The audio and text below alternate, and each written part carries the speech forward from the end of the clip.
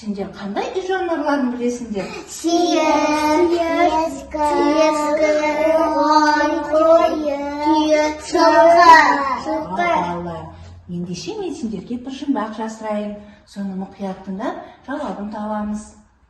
Бір айнасы бар, бір найзасы бар, 4 жаптырмағы бар, бір шыбыртқысы бар. Сиыр! Жарайсыңдар балалар. Сиыр бізге не береді екен балалар? Қаймақ. Я, балалар, сүт денсаулыққа өте пайдалы екен. Соны білесіңдер ме балалар? Денсаулыққа олар өте пайдалы. Және сүттің бірнеше қасиеті бар екен.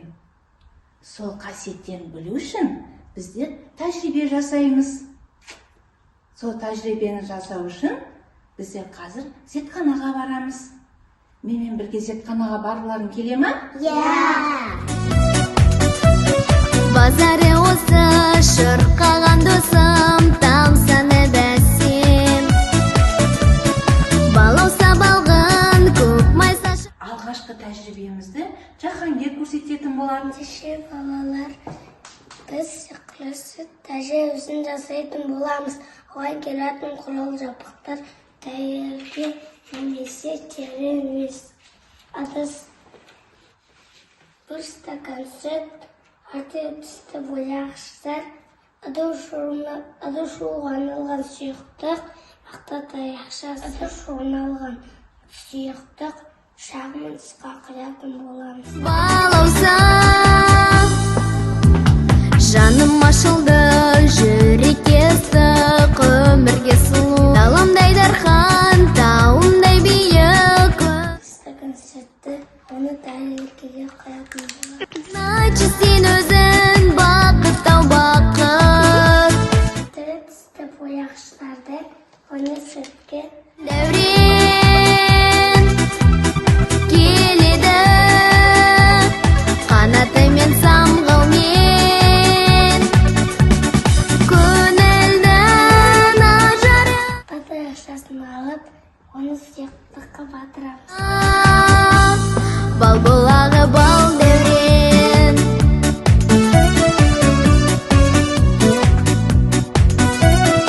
Олар не байқадыңдар? Түсті басына шеттеріне таралып, өзгергенін байқаймыз. Келесі тәжірибені біздер інжі көрсететін болады. Келесі кезекті таңғы сайып түстен тәжірибесін жасайтын боламыз. Оған керекті құрал-жабдықтар тәліке немесе терең емес ыдыс.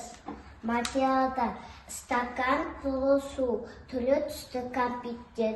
Түрлі түсті кәмпиттерді үңгілетіп тәлікен үстіне саламыз. Балауса балғын, көк майса шалғын, барады күндер.